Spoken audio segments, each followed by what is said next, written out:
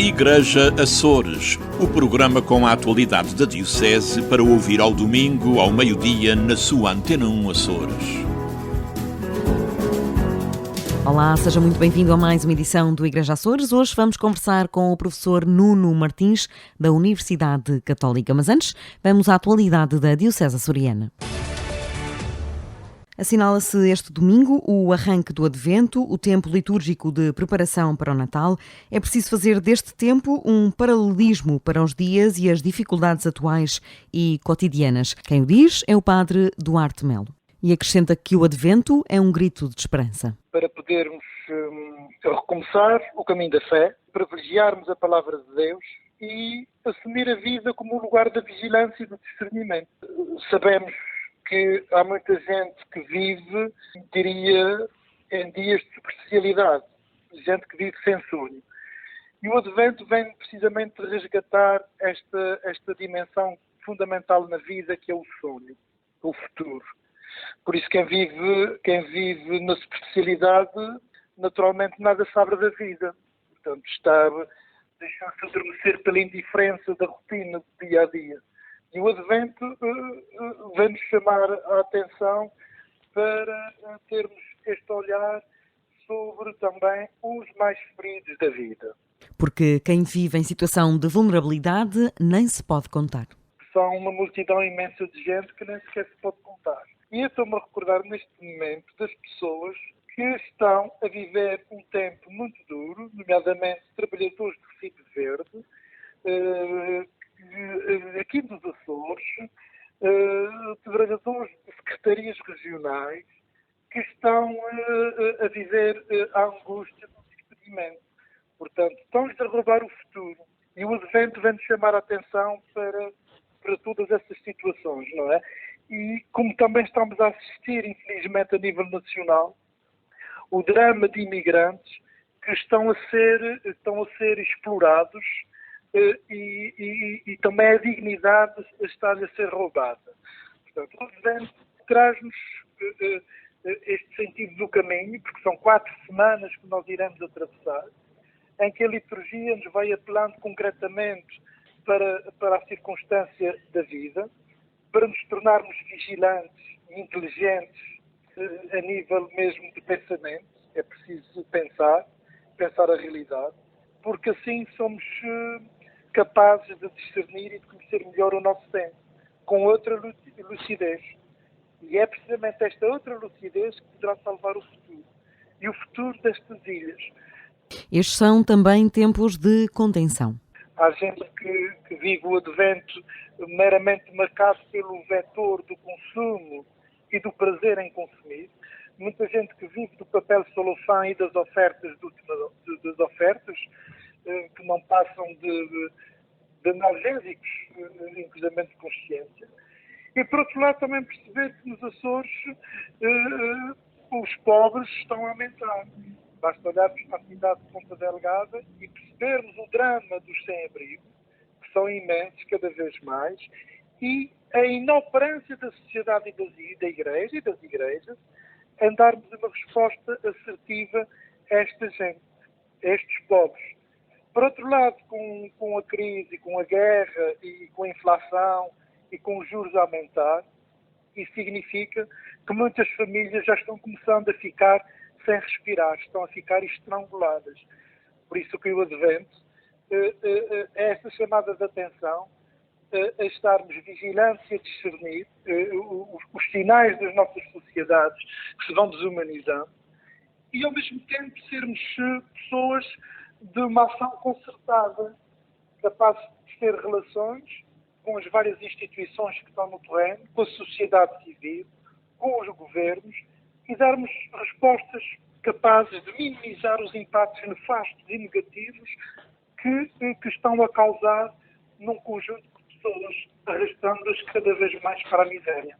Viver de esperança e acreditar que através dos gestos possamos dar sentido à nossa vida, sem deixar que a rotina nos tolde o olhar sobre o outro. É este o significado do Advento. E foi já há 20 anos que o Papa João Paulo II emitiu uma carta apostólica intitulada Rosarium Virginis Mariae, onde decretou que nos 12 meses seguintes assinalar-se-ia o Ano do Rosário.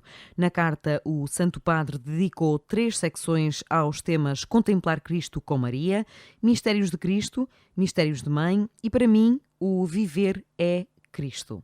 Para o Padre José Júlio Rocha, o Rosário deve ser promovido por ser uma oração simples. Mas é uma oração que deve ser louvada, que deve ser promovida, porque é uma oração relativamente simples. Uma oração em que se repete constantemente as jaculatórias, as orações, mas que nos ensina a memorizar e, sobretudo, que nos ensina a ser fiéis. Vamos a ver uma coisa.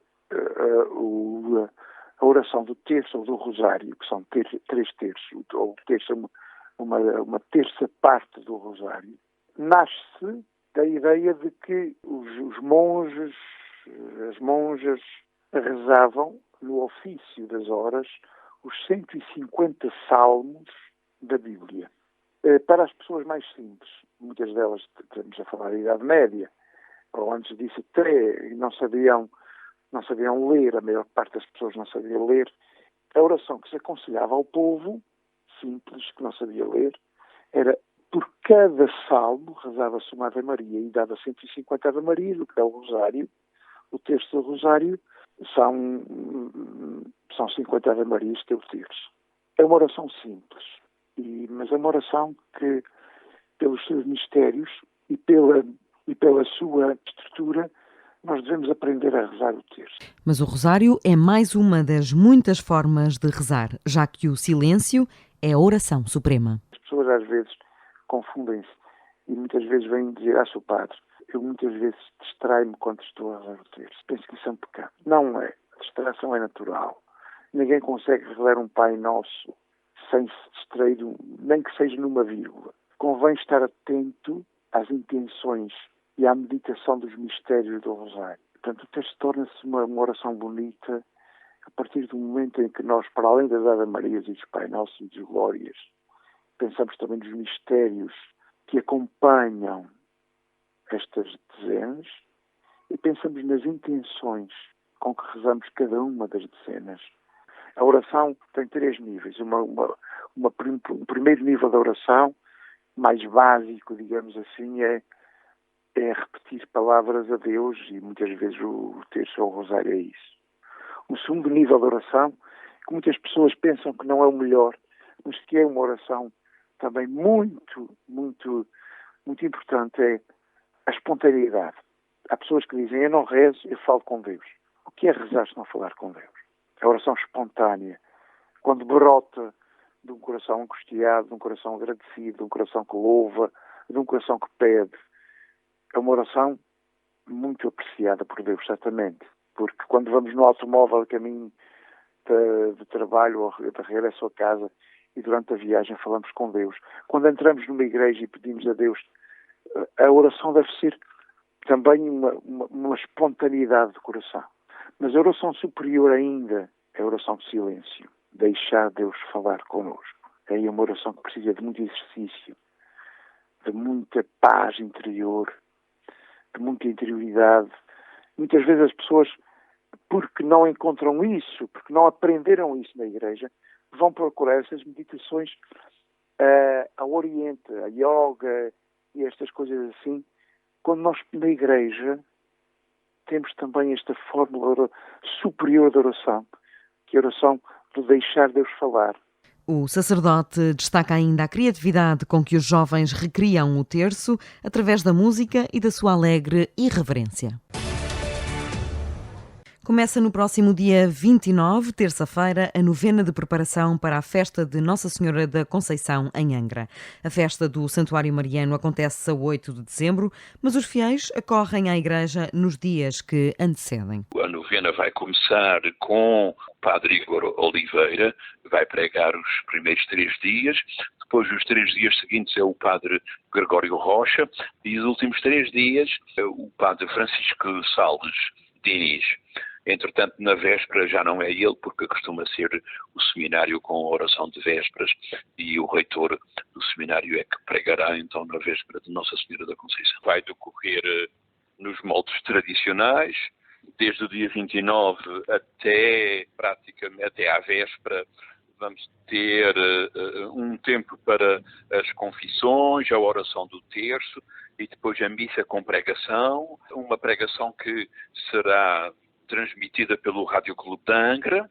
Entretanto, no sábado, dia 3, haverá uma vigília de oração para as equipas de Nossa Senhora. Na véspera de Nossa Senhora da Conceição haverá uma celebração para a Escola Secundária Jerónimo Emiliano de Andrade, para os alunos, e depois às 10h45, depois às 13h15 haverá uma celebração para os funcionários públicos, uma vez que há várias secretarias regionais que estão sediadas aqui no espaço geográfico.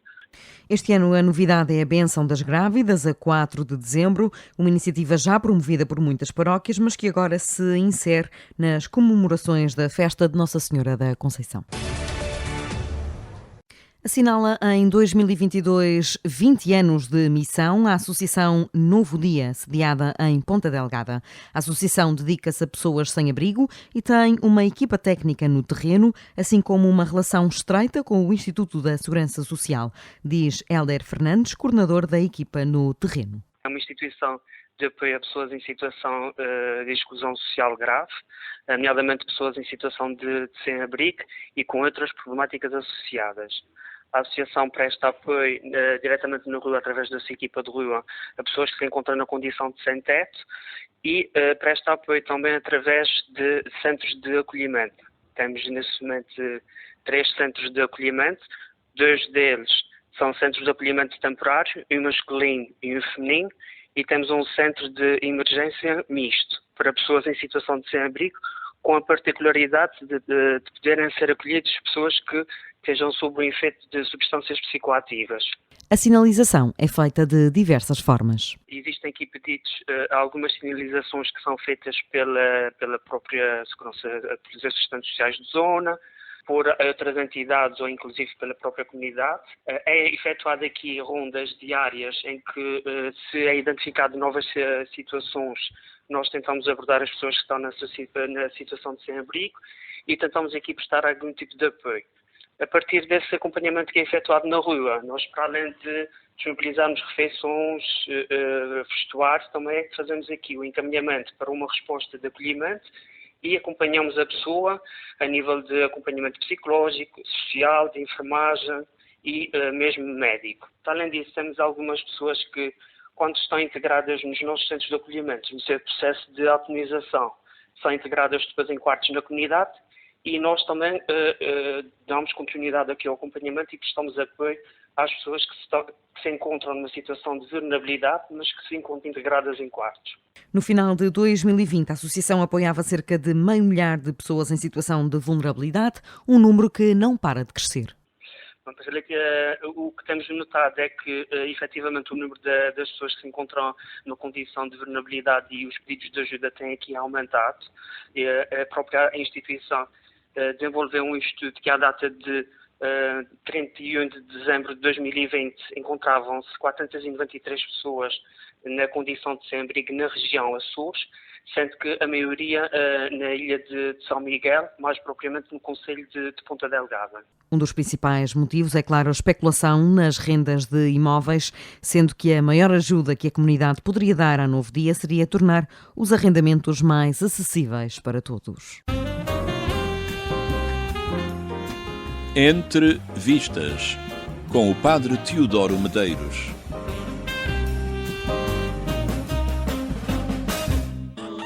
Há filmes que transpiram a autenticidade. É o caso do West Beirut, de 1998, um filme não lançado em Portugal, mas disponível no mercado internacional. O realizador, Ziad Doueiri, nasceu em Beirute e dirige o seu irmão Rami Doueiri, o adolescente que protagoniza o filme. A história situa-se durante o início da Guerra Civil Libanesa, iniciada em 1975, e terminada apenas em 1990. Aqui, entretanto, a guerra é um pano de fundo que poucas vezes é evidenciado diretamente. Acompanhamos sim Tarek e Omar, dois rapazes que despertam para a vida. São eles o justo centro do filme, personagens à descoberta de si mesmos, para quem a guerra começa por ser uma agradável quebra na rotina. As suas aventuras e idealismos são um retrato de humanidade extremamente bem conseguido.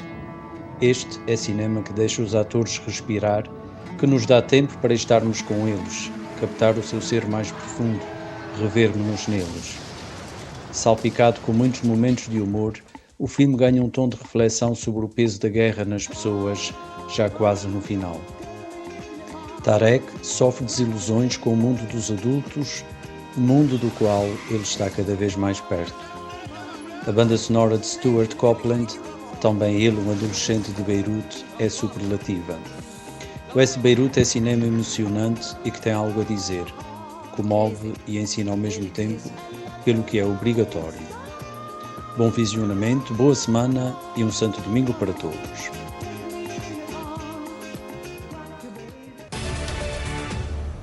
E o nosso convidado desta edição do Igreja Açores é o professor Nuno Martins. Agora, pessoalmente, já conversamos neste espaço de rádio, mas na altura por Skype, agora aqui nos estúdios do Rádio Clube de Angra, professor catedrático da Faculdade de Economia e Gestão da Católica. Hoje vamos falar sobre os destinos da região, sobre uma estratégia económica para um contexto socioeconómico muito atípico. Professor Nuno, do que conhece do orçamento da região, o Governo alega ser o orçamento mais social de sempre. Concorda com esta premissa? Antes de mais, muito obrigado pelo convite para estar aqui, sempre um prazer. Como tínhamos já falado, eu ainda não tive a oportunidade de ler os 300 páginas do plano, nem de ler o orçamento, portanto eu não posso comentar se acho que o orçamento é ou não o mais social de sempre. Parece-me que os Açores têm de facto problemas sociais importantes a resolver e além de terem esses problemas sociais a resolver, existe hoje cada vez mais a consciência de que os problemas sociais devem ser resolvidos dentro dos limites ecológicos do planeta, que é algo que nós temos consciência há 50 anos, mas é uma consciência que está a ficar mais presente agora. Parece-me que esse contexto cria condições para que nos Açores certas estratégias que possam ter sido vistas no passado como menos adequadas, menos possíveis, porque não seriam competitivas ou porque o tipo de política que estava a ser seguida internacionalmente não criaria espaço para os Açores poderem se desenvolver por essa via, parece-me que passa a ser menos verdade esse tipo de acusação que existia anteriormente. Portanto, parece-me que há desafios importantes a tratar nesse nível. Eu só tive a oportunidade de ver as primeiras 20 páginas do plano, posso dizer com toda a sinceridade, e vi que há uma análise interessante do nosso pequeno peso das exportações relativamente a outras regiões, se bem que penso que as contas serão feitas contando exportações só aquilo que é exportação para fora de Portugal, portanto não está a ser incluído aquilo que é feito para o continente, para fora da região, para o continente português. O que é normal, as estatísticas geralmente são assim construídas, mas é preciso ter isso em conta. Há um dado interessante que é que a nossa produtividade tem-se mantido relativamente baixa, enquanto o emprego houve uma fase em que cresceu e agora já não tem crescido tanto, portanto houve uma fase em que foi um crescimento capaz de absorver emprego, embora não criador de produtividade, agora nem tanto. Isso tem implicações para as questões sociais na medida em que muitas vezes se advoga que a melhor estratégia para resolver as questões sociais é uma estratégia muito virada para exportações que absorvam emprego e que essa criação de emprego é que seja, por assim dizer, a solução. A partir do momento que pode-se não conseguir que isso seja suficiente, até porque as condições nas quais o emprego é criado também são importantes, e pode acontecer situações de pessoas que estão num ou mais empregos e estarem em situação de pobreza, por exemplo. Alguns dados estatísticos indicam isso. Isso é o maior flagelo, não é? É a maior parte na região. Não sei se bom, depende se nós calculamos antes ou depois de transferências, mas é um dos problemas mais importantes da região, se não o mais importante. E portanto, parece-me que é preciso, de facto, dar atenção às questões sociais sem pensar que vamos conseguir resolvê-las todas apenas por via do modelo exportador e que por essa via seja criador de emprego, sendo que mesmo que queiramos pensar nesse modelo, e acho também importante que se pense nesse modelo, é preciso que isso seja feito tendo em conta quais têm sido as mudanças internacionais no que diz respeito às exigências ecológicas, os problemas sociais internacionais também, e também às mudanças geopolíticas, também na própria reconfiguração das cadeias de abastecimento, porque essa reconfiguração que está a haver vai, de alguma forma, estruturar o que é o campo e o que são as possibilidades para essa tal integração num comércio de mais larga escala. E também, outra questão que tem-se falado é a questão da criação do mercado interno. Parece-me que é importante também, no sentido em que se eu quero ter um setor, por exemplo, exportador, eu preciso que esse setor também se alimente de fatores endógenos. Senão o que acontece é que estou a exportar muito, mas estou a exportar à custa de fatores importados. Por exemplo, na nossa agricultura acontecia e acontece muito que recorre-se a muitos fatores que são externos, isto é, tanto a nível dos medicamentos dos veterinários, dos fertilizantes, herbicidas, pesticidas, rações, ou seja, uma série de... perde-se muito do valor que é criado, precisamente porque exporta-se, mas exporta-se uma componente importante do que é importado. Portanto, parece-me importante a questão de haver mercado interno que permita, mesmo quando se exporta, que não haja tanta fuga de valor e de rendimento pela via de fatores importados. Parece-me que o mercado em si também tem importância, pela dinâmica que pode criar, embora não tenha uma dimensão suficientemente elevada para, por essa via, conseguir resolver todos os problemas, mas sem nunca perder de vista que a questão social é mais importante e que mesmo que se fale das questões de competitividade empresarial ou do que for, e de exportação e de mercados internos, é sempre preciso ter em conta o que é que está a contribuir ou não para a questão para os problemas sociais, sendo que há situações de... Eu prefiro definir pobreza como um caso em que há uma sociedade que não consegue encontrar potencial na pessoa.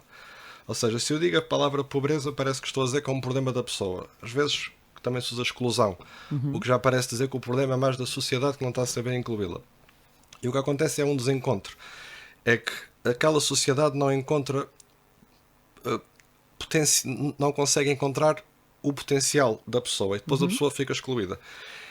Há pessoas, e eu penso que há muitas pessoas que estão nessa situação que se consegue, através da provisão adequada na área social, de educação, saúde, enquadrar-se naquilo que é o modelo mais típico de desenvolvimento. Há outras que não se consegue, porque os seres humanos são, por natureza, diversos. Hoje em dia fala-se muito de neurodiversidade, mas eu até preferia expandir o conceito para diversidade em geral. Nós também podemos ter problemas físicos na mão, no pé, etc. E é preciso um conceito de inclusão que vá além do modelo de mera competitividade, porque competitividade parece que estamos todos em condições iguais de competir e que não somos diferentes, até porque a palavra competitividade é enganadora. Aqueles que realmente parecem ser competitivos são aqueles que fogem à competição, inovando e, portanto, tendo produtos que os outros não têm. Portanto, havia um colega meu inglês que tinha esta expressão que é muito usada hoje em dia, mas eu lembro dele dizer competition is for losers, ou seja, quando eu falo de competitividade geralmente estão-me a enganar para querer seguir um modelo de outrem e que pode não ser o mais adequado para mim. Portanto, parece que nesse contexto de inclusão é preciso perceber que há uma parte, de facto, em que vamos tentar, em que é importante caminhar dentro daquilo que são os registros mais habituais e as dinâmicas mais habituais, mas o problema da inclusão não se resolve só por essa via. E às vezes prefiro que seja, mesmo quando pensa-se que está a desviar, entre aspas, dinheiro para causas mais sociais, na realidade, às vezes ele estava a ser esbanjado em estratégias de competitividade que não iam funcionar, enquanto na parte social ele raramente é esbanjado, porque mesmo quando eu estou a dar mais condições de saúde, de educação ou mesmo proteção social às pessoas, estou também a desenvolver o potencial dessas pessoas, aquilo que erradamente se chama capital humano e nunca é dinheiro perdido. Um orçamento mais virado para as pessoas é forçosamente um orçamento que perde um bocadinho no apoio às empresas. Como é que nos Açores se faz este paralelismo e como é que se consegue que nem uma das partes nem outra saia a perder? Pois eu acho que falei demais na resposta anterior e antecipei um bocadinho do que poderia falar agora nesta pergunta. Mas eu penso que Qual é o meio certo para apostar nas pessoas e nas empresas? Certo. Temos que ver para que campeonato é que estamos a jogar. Ou seja, eu posso achar que vou conseguir criar muito emprego e resolver muitos problemas sociais pelo aquilo que se chama a competitividade empresarial e o apoio às empresas. Se eu achar que isso é o caso, e geralmente os exemplos que se costuma dar na área, quando nos estudos de desenvolvimento, são os chamados os países do leste asiático, casos como Coreia do Sul, Singapura. Se eu vou seguir por essa via e vou com essa via criar muito emprego, isso pode ser uma via interessante, mas é preciso ver que nesses países existe um controle do Estado, até sobre o setor financeiro e sobre vários setores da vida, que permitem que a criação de riqueza que é feita seja transferida para a sociedade de uma determinada forma. Nos países Ou seja, os benefícios são diretos. O mecanismo de redução de pobreza é o seguinte: as empresas exportam mais, como exportam mais criam mais emprego, como criam mais emprego relativamente qualificado as pessoas recebem mais salários, como recebem mais salários reduz a pobreza. Este é o mecanismo. Esse mecanismo não funciona em todo o lado porque nem sempre temos presente as condições para o mecanismo funcionar. Por exemplo, um controle importante do Estado sobre o setor empresarial e financeiro, que nesses países acontece e que não sei se no Ocidente se quereria replicar. E, por exemplo, no caso das economias latino-americanas, o que aconteceu por acontecer foi um modelo dualista. Ou seja, havia um setor exportador, geralmente de bens primários, com muito sucesso, mas como não havia mecanismos de transmissão dessa riqueza ao resto da sociedade, acabava por haver uma que se chama uma economia dualista, ou seja, e que gera os indicadores de desigualdade fortes que existem nesses países. Com uma agravante, por exemplo, casos como o Brasil, em que existe um grande mercado interno, depois essa desigualdade e o facto de haver uma parte da população que segue um padrão de vida que é quase o padrão de vida das pessoas, das chamadas elites norte-americanas, etc., faz com que cria uma tendência para a própria industrialização ao longo dos anos 60, 70, 80 ter ido num sentido, uma industrialização relativamente desequilibrada do ponto de vista do que seria a criação do que alguns economistas da altura, como o Celso Furtado, chamavam uma espessura industrial que permitisse uma verdadeira dinâmica de desenvolvimento que não fosse dualista. Portanto, quanto a essa questão, competitividade empresarial versus a parte social, se conseguir que ela se traduza nas questões sociais, acho muito bem. Se não se consegue que ela se traduza, se calhar em vez de querermos estar no campeonato, no topo da lista dos que têm mais crescimento ou dos que têm mais riqueza ou o que for, até porque o crescimento é uma coisa que tem que ser repensada a vários níveis hoje em dia, não só por razões ecológicas, como também pela forma como é calculado o produto interno bruto. Repare que se um país investir muito em armamento, o produto interno bruto vai subir muito. O indicador parece estar muito bem, se eu vir em termos de produto interno per capita, mas quando eu olho para a composição não está a ser utilizado em algo que traga bem-estar. E portanto, se eu assumir que em vez de ir para o topo da tabela, se calhar quer estar a meio da tabela, não estar no fim, aí posso querer redirecionar de outra forma. Eu penso que o investimento deve ser feito onde ele é mais útil, sempre com vista a isto, resolver problemas sociais nos limites ecológicos. Esse é o sítio que o investimento é útil. Pode haver modelos em que, pela via empresarial, consigo os tais efeitos de arrastamento. Pode haver modelos em que eles não estão a ser conseguidos e eu aí prefiro que a parte social seja privilegiada porque a outra não está a funcionar de qualquer forma. Depois é preciso encontrar dentro dos Açores quais são os mecanismos de interligação e como é que um modelo pode ser afinado, e precisamente no que estava a dizer, na procura do tal equilíbrio. Isso é a grande questão do plano. Uma das grandes questões do planeamento e desenvolvimento é precisamente qual é o equilíbrio entre essas duas dinâmicas que nós vamos tentar encontrar. Neste orçamento temos, por exemplo, um aumento da remuneração complementar regional que passa a 5%.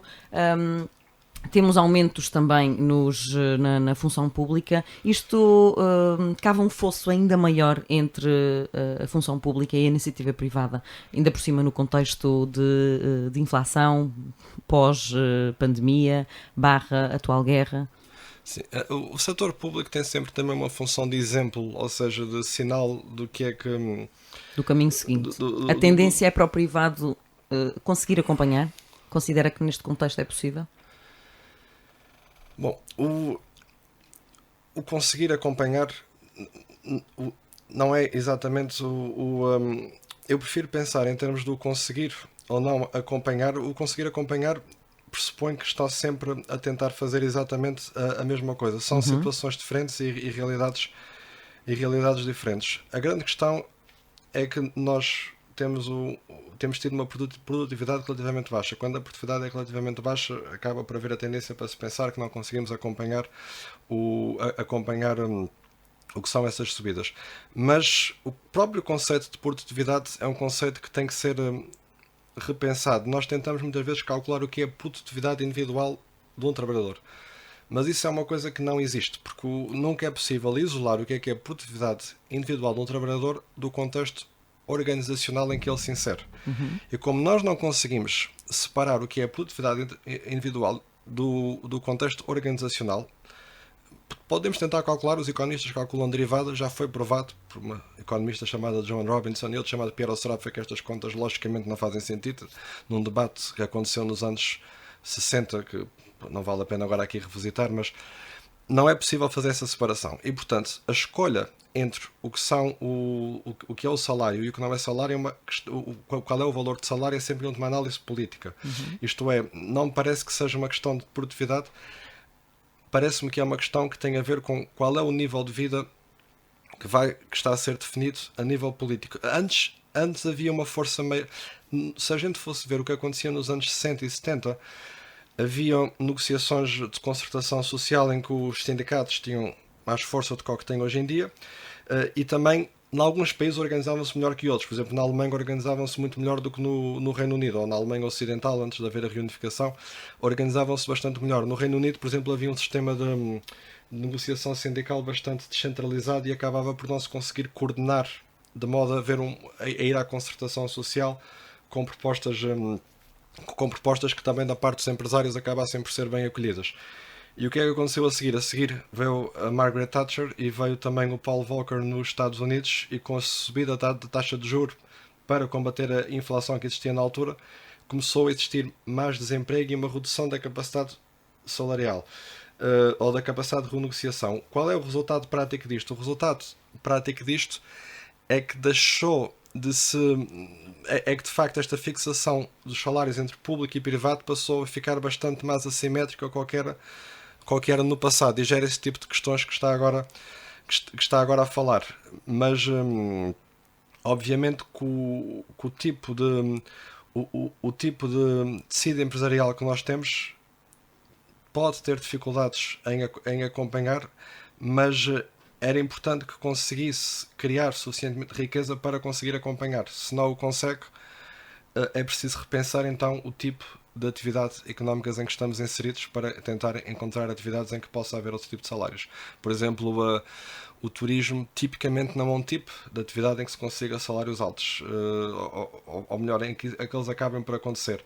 Na agricultura, também pela perda de valor que existe ao longo da cadeia produtiva, acaba também por não se conseguir. E não tem que ser assim, é uma questão de organização interna, mas não acho que seja uma questão que eu consiga responder mais do que o que já respondi, sem a gente ficar aqui mais tempo ao que temos destinado, por isso vou ficar por aqui. O Papa Francisco defende uma economia de uma riqueza muito mais dividida. A verdade é que quanto mais a Igreja apela a isto, mais esta disparidade se encontra em todas as sociedades. Nos Açores, isto é muito óbvio, é muito premente, ou acha que nos Açores as coisas até são minimamente bem divididas, digamos assim? E peço desculpa pelos termos, mas a mulher de letras não tem o seu vocabulário técnico. Não, tem um ótimo vocabulário. As letras têm um vocabulário muito mais interessante que a economia. E, aliás, o problema da economia é ter um vocabulário demasiado técnico que não consegue captar a realidade em todas as suas dimensões. Mas acho que aqui estamos muito bem, que eu pelo menos estou a entendê-lo, a mulher de letras está a entendê-lo, portanto, deduzo que lá em casa também. Não, eu até das melhores análises dos problemas de pobreza que já vi até foram num texto chamado Os Pobres, de Raul Brandão, que é um escritor e acho que ele faz um trabalho muito melhor que qualquer economista que eu tenha lido. Portanto, agora, a pergunta é se está bem distribuído. Não está bem distribuído. Mas em lado nenhum, mas como é que está nos Açores? Não está bem distribuído em lado nenhum. Nos Açores nós temos indicadores a nível de pobreza e de exclusão em alguns conceitos que são estatisticamente dos mais preocupantes do país, portanto não está bem. Eu quereria também ter algum cuidado com a forma como se faz esta caracterização da pobreza, porque se nós usarmos os indicadores que usamos hoje em dia, que é basicamente calcular 60% do rendimento mediano, se for o caso da União Europeia, ou 50% se for com a metodologia das Nações Unidas, pelo menos a última vez que vi era essa, mas se quisermos 60% do rendimento mediano, e nós vamos usar a métrica do produto interno bruto, o produto interno bruto tem uma espécie de valorização relativa das coisas, isto é, eu não posso somar bananas com laranjas com maçãs, tenho que multiplicar pelos preços para saber os valores, e portanto os vários bens que estão no produto interno bruto são somados multiplicados por um preço, e esse preço expressa uma valorização relativa das coisas, que valores é que eu dou às coisas. E quando nós vamos usar essa métrica com os valores que damos às coisas em mercado, onde se manifestam preferências subjetivas que às vezes têm pouco a ver com o que é que são as necessidades das pessoas, eu vou usar essa estatística e, por exemplo, eu olho para o passado e às vezes há economistas que fazem análise que dizem que no passado toda a gente era pobre. E não parece que no passado, embora houvesse necessariamente vidas menos ricas do ponto de vista do modo de vida, da interação social, do tempo de lazer que tinham, do que hoje em dia. Na parte da saúde, certamente que se conseguiu conquistas importantes com a medicina, mas para além da medicina, se nós tivermos esses modos de vida anteriores com muito menos bens, com os cuidados médicos, certamente, eu não tenho a certeza que eu devesse, e tal com a tal análise mais vasta, que por exemplo para a qual podemos recorrer à literatura e a outros autores, sejam necessariamente vidas menos ricas, no sentido mais também vasto da palavra rica. E portanto eu não gosto da métrica do produto interno bruto, porque faz uma quantificação. Eu tenho muito respeito por essa métrica, porque eu até já fiz alguns estudos sobre o modo como ele começou a ser calculado, os autores que começaram a calcular a contabilidade nacional, o Richard Stone, o James Mead, e tenho muita apreciação pelo trabalho deles, foi um esforço muito importante. Mas eles próprios seriam os primeiros a dizer que há ali uma valorização relativa com base nos preços, que pode não representar o que é que realmente é uma vida que merece ser vida. E portanto, eu teria cuidado no uso desses indicadores. Eu penso que nos Açores as pessoas têm uma vida mais rica em termos de interação social, até das possibilidades ambientais e as festividades que existem, do que aquilo que os indicadores expressam, mas também existe deprivação material que não tinha que necessariamente que existir e que deveria ser de facto resolvida. Portanto, faria-se a qualificação quanto ao uso das métricas. Acho que as métricas captam algo importante que é grave e que deve ser resolvido, mas ao mesmo tempo devemos também saber ver além delas em alguns aspectos. Os Açores têm muitos apoios sociais, nomeadamente o rendimento social de inserção, que é sempre aquele mais polémico. Há a possibilidade da região reduzir nos resíduos de forma efetiva, sem que, e agora apelo ao seu sentimento de membro da Comissão Justiça e Paz, para esta avaliação. Ora bom, até porque o emprego já não é o principal problema, já tivemos índices de emprego, taxas de desemprego bem superiores, portanto, à partida, emprego já não é um problema, quem quiser trabalho muitas vezes já consegue tê-lo, temos condições, essas pessoas têm condições de trabalhar, a questão é essa. Quando se fala do rendimento social de inserção, eu não gosto de falar de forma isolada, ele é um subsídio social. Eu gosto de falar do sistema tributário e dos subsídios de forma integrada. E se nós falarmos dos sistemas de subsídios de forma integrada, eu sinceramente não penso que o rendimento social de inserção seja a nossa maior ineficiência fiscal. Eu acho que é uma ineficiência fiscal muito maior, por exemplo, não haver englobamento de certos rendimentos que são taxados, não sei se agora é 28% de rendimentos de capital, ou seja, eu penso que existe, se nós formos fazer uma análise completa do que é que são os impostos que realmente pagamos e não é só o IRS, se formos ver o IVA que se paga, uma série de. E calcularmos quanto é que estamos a pagar em proporção do nosso rendimento, eu penso que há ineficiências bastante mais fortes no que diz respeito a imposto que não está a ser devidamente coletado, quer porque existem formas de retirá-lo do englobamento a taxas liberatórias que, a meu ver, não fazem sentido, e já devia ter havido acordos internacionais para evitar isso, mas mesmo quando eles não hajam, eu não tenho a certeza que as pessoas dizem, bom, se não for feito internacionalmente o capital vai-se embora. Eu não tenho a certeza que isso seja capital que seja útil para resolver problemas sociais e portanto não tenho a certeza que seja algo com o qual se devesse estar muito preocupado.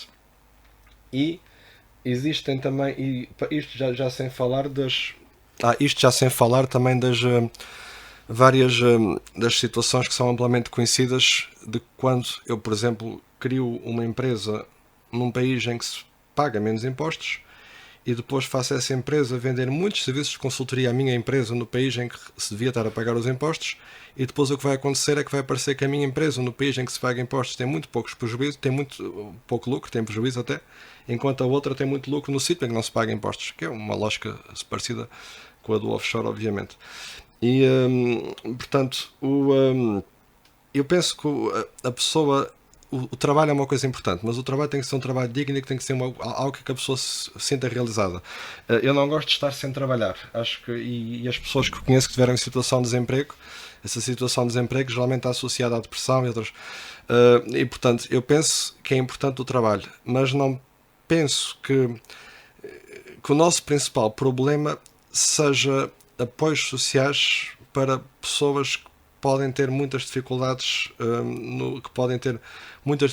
no dia a dia, e provavelmente até poderiam trabalhar se houvesse um tipo de trabalho que considerassem interessante, e eu reconheço que pode haver problemas a esse nível e há questões de fiscalização que devem certamente ser resolvidas, mas acho que centrar o debate político numa questão que não é nem de perto nem de longe a maior ineficiência que nós temos, quando há outras ineficiências muito maiores na tributação, que acaba por não ser progressiva, por não haver englobamento de rendimentos que devia haver, e que não há, porque se pensa que vão ser rendimentos que fugirão para o outro lado, quando eu penso que mesmo que fugissem não fazem falta, acabo por sentir a necessidade, sempre que me fazem essa pergunta, de sugerir recentrar o debate no sistema fiscal como um todo e não apenas nessa questão.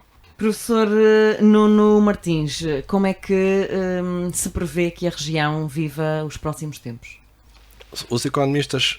Isto é a pergunta por €1 milhão, mas... Sim. Os economistas dedicam-se a fazer previsões, o que tem uma vantagem, que é conseguem sempre ser remunerados duas vezes, uma quando fazem a previsão e outra quando vão despagar para explicar porque é que a previsão falhou. E portanto, eu penso que a economia é um sistema aberto, e como a economia é um sistema aberto, não é possível fazer previsões. Ainda há uma semana estava um amigo meu a perguntar-me o que é que eu achava da inflação, se ia se manter, se ia baixar, etc.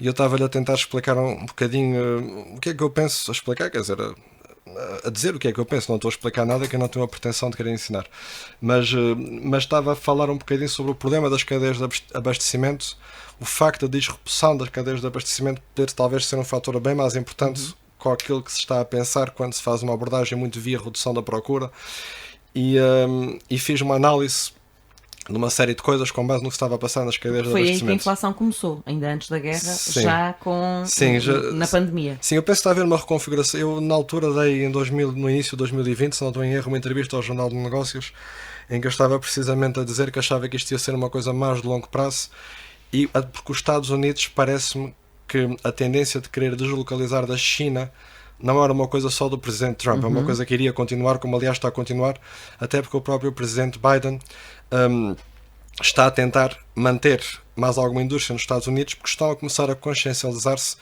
que numa economia em que há tanta mudança tecnológica, às vezes um setor que se deslocalizou para ter custos mais baratos e pagar menos salários e etc., de repente era um setor afinal mais estratégico para outra reconfiguração tecnológica que entretanto existiu, e afinal precisavam ter esse setor nos Estados Unidos e não fora. Foi nessa altura que eu falei também numa política industrial europeia, porque parecia, não que eu achasse que fosse realmente acontecer, mas quando me perguntam, foi como me fez aquela pergunta também da questão fiscal.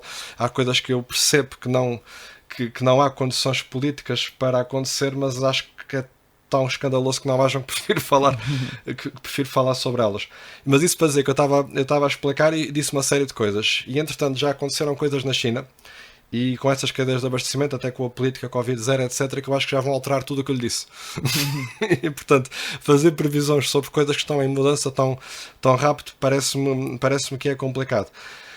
No entanto, parece-me que os problemas ecológicos vão continuar a ser prementes. Parece que a reconfiguração das cadeias de abastecimento global, eu não gosto de dizer valor, porque depois valor implica discutir o que é o valor, mas essas cadeias de abastecimento vai continuar pelas razões que eu disse, porque há uma maior consciência que não é só de um partido republicano ou democrata, de que precisam que certa tecnologia esteja mais presente nos Estados Unidos, porque nunca sabem qual é que vai ser a próxima que será estratégica e não podem tê-la deslocalizada. A partir do momento que os Estados Unidos fazem uma coisa como foi o Inflation Reduction Act, que foi uma espécie de continuação da lei do Build Back Better que o presidente Biden tinha feito, parece-me que a Europa, não sei muito bem como é que vai reagir, porque eu não creio que aquilo respeite as regras da Organização Mundial de Comércio, e se é um país como os Estados Unidos que não vai respeitar essas regras, depois como é que será para os outros países? Portanto, penso que vai haver alguma reconfiguração do que são as cadeias de abastecimento, como já penso há 2 anos que ia haver, e penso que o que se tem passado só tem reforçado essa questão. Penso que nesse contexto é importante repensar também como é que essas cadeias têm funcionado, porque recentemente nós estamos a discutir muito, por exemplo, a construção dos estádios no Qatar e as questões dos direitos humanos, e é uma discussão importante e que deve ser tida, mas a questão é que a generalidade das coisas que nós produzimos, se nós olharmos à nossa volta para o que é que nós temos aqui em termos de computadores, microfones, roupas, etc., se nós formos ver na cadeia de valor onde é que isto realmente foi produzido, por que pessoas e por que condições, há muitas coisas que foram produzidas em condições que nós não gostaríamos de estar e que nós compramos, usamos com uma completa inconsciência de onde é que elas vêm, até porque muitas vezes em outsourcing e não sabemos já exatamente como é que aquilo foi feito. Portanto, parece-me que vai haver uma reconfiguração. Era importante que essa reconfiguração fosse feita tendo em conta os problemas sociais dentro dos limites ecológicos a que temos que atender. Não tenho grande esperança que assim seja, devo dizer. Eu, quando leio coisas escritas há 50 anos, sinto que havia uma maior consciência dos problemas sociais e de como os resolver do que há hoje em dia. E portanto, penso que nós estamos pior em termos de conhecimento do que estávamos. Caminhamos numa direção de um conhecimento muito técnico e especializado, sem ter um enquadramento nos problemas humanos e sociais mais vastos. Falou do Papa Francisco, penso que ele tem sido uma voz muito importante e tem sido dos líderes mundiais aquele que tem dito, na minha opinião, as coisas mais importantes sobre a economia. Mas não estou esperançoso, devo dizer, a não ser naquela pequena medida em que uma pessoa é sempre otimista por algum tipo de natureza, senão tem sempre algum otimismo por natureza, mas ele existe mais quando estou a racionalizar menos ou a raciocinar menos sobre as coisas e quando estou em modo mais intuitivo. Mas ele existe. Seria um mote excelente para terminarmos a nossa entrevista, porque o tempo já se esgotou, mas apelo à sua extrema capacidade de síntese para lhe questionar.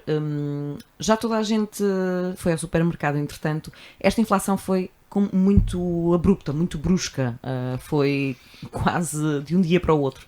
É esta a tendência ou esta inflação foi atipicamente rápida? Ora bem, eu não consigo responder com síntese, portanto mas vou dizer umas coisas.